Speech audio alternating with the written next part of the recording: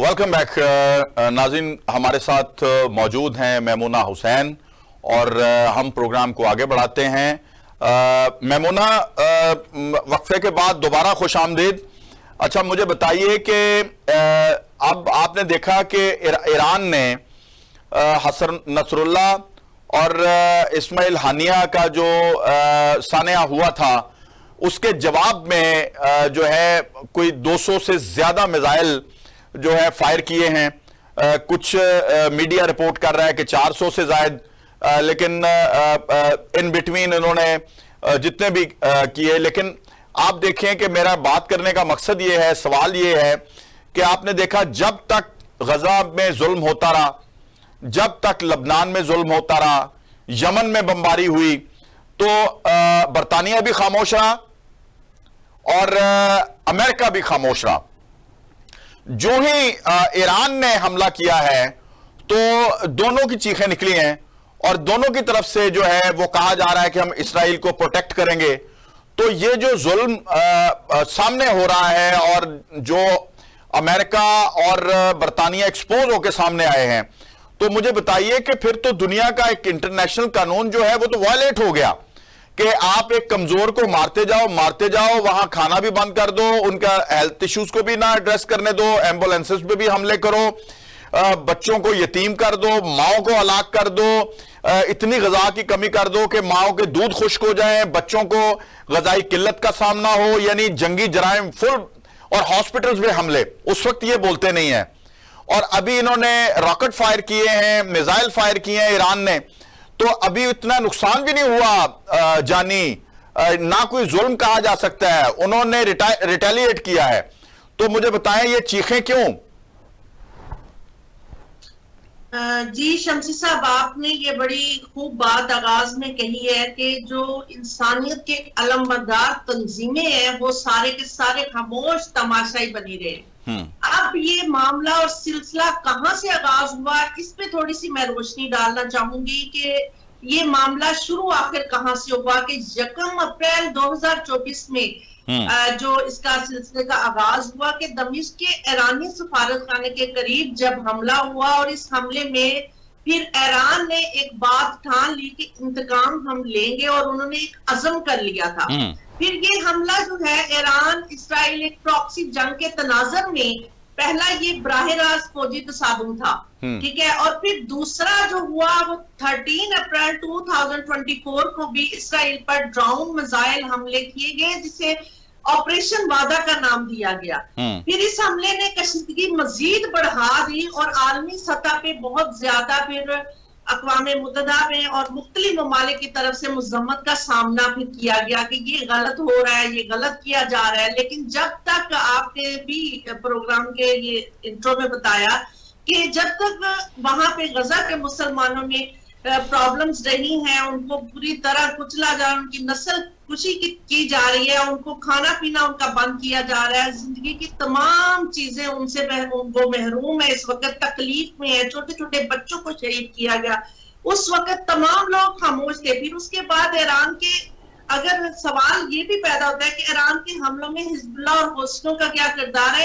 इनको बहुत ज्यादा डिस्कस किया जा रहा है। अच्छा। क्योंकि ईरान के ऊपर कुछ पाबंदियां हैं। अब हिजबुल्लाह ने इसराइल के खिलाफ जो है वो जदीद हथियारों का इस्तेमाल किया गया, ये बड़ी इनको तकलीफ है। इस वक्त आलमी सतह पे बहुत ज्यादा इसके ऊपर डिस्कस किया जा रहा है और तमाम प्रॉब्लम इसीलिए हैं। ये हानिया और हसन नसरुल्लाह का जो शहादतें हुई हैं, फिर ये वो चीजें हैं, ये उनको तो डिस्कस करते हैं, मगर आखिर कब तक आप किसी के ऊपर जुल्म सितम और बर्बरी करेंगे? और फिर वो अच्छा मैमूना, आपने दमिश्क से शुरू किया और अगर इसके दौरानिये में आप देखें, बार बार आपको लगता नहीं है कि अमेरिका और इजराइल मिलके ईरान को प्रवोक कर रहे थे, ऐसे वाकयात कर रहे थे ईरान के साथ कि उनके यानी उनके सफारती मामलात, और बाकायदा मैं समझता हूं किसी स्टेट का स्टेट पे हमला, मैं इसको कहता हूं,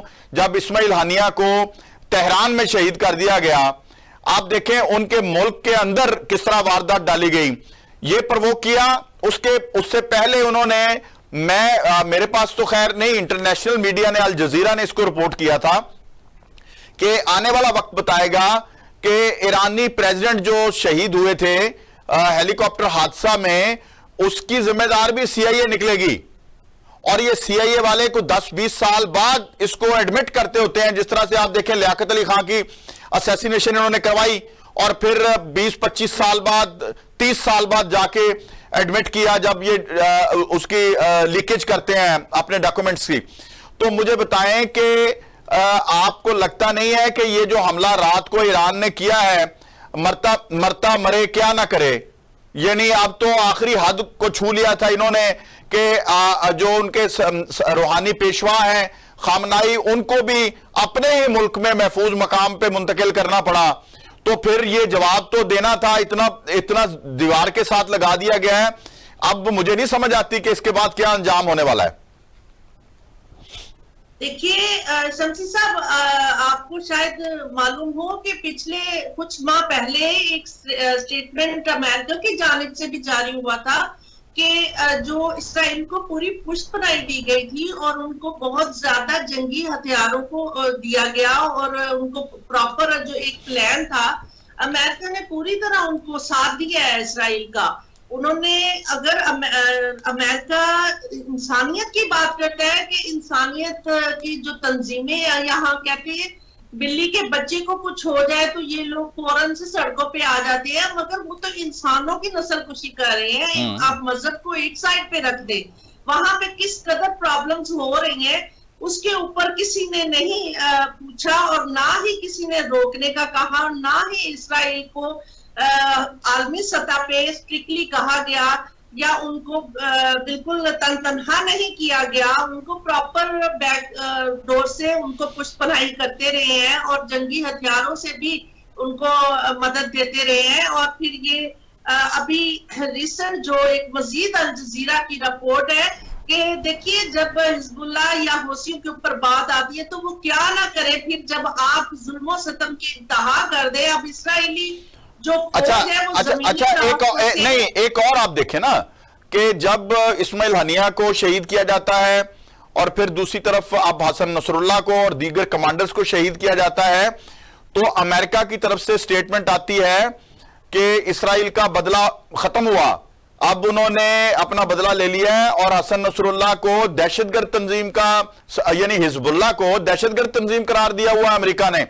यानी आज अगर कोई अपने हक की बात करे तो इसको ये टेररिस्ट डिक्लेयर कर देते हैं। ये तो जुल्म की इंतहा है।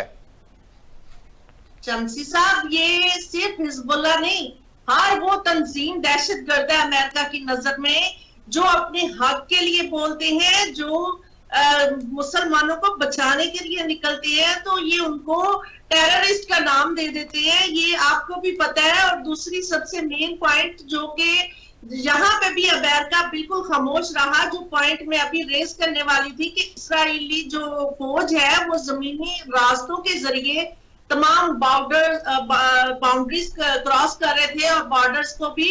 और इससे ये है कि फिर हिजबुल्लाह के जो फाइटर्स हैं उन्होंने जो जमीनी रास्ते हैं वहां पे रुकावटें खड़ी की। ठीक है, अच्छा आप चूंकि प्रोग्राम का वक्त चूंकि महदूद है तो आप सिर्फ इतना बता दें कि अब जब इसराइल हमलावर होगा, जो कि वो धमकी दे रहा है, तो अब आपको लगता क्या है, क्या जो इंटरनेशनल ताकतें हैं, जो इंटरनेशनल कवानीन है, वो क्या अब इनको एक टेबल पे बिठा सकते हैं, अमन कायम कर सकते हैं, या जंगो जदल होने का खतरा है? मुख्तसर बताइएगा।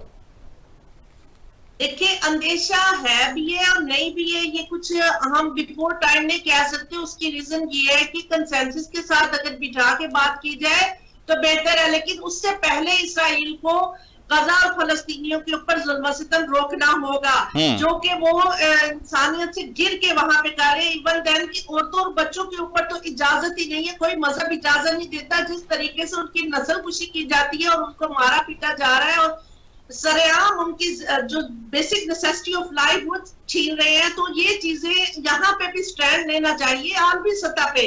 और फिर अगर हम बात करें ईरान के ऊपर रहते हुए, तो वो अपनी मैशत की तबाहली और आलमी पाबंदियों के बाहिस जो है ना, वो बराह रास्त जंग नहीं कर सकता। ठीक है, हिजबुल्लाह और हौसी की हमायत इसका मतलब ये है कि कुछ भी हो सकता है। इसका मतलब है कुछ भी हो सकता है। मेमूना हुसैन साहिबा, आपका बेहद ममनून हूं, लेकिन मेरा मानना यह है कि ईरान ने अगर हमला किया है और उससे पहले इजराइल ने जो मजालम ढाए हैं, अभी तक इसका कोई मुकाबला नहीं है।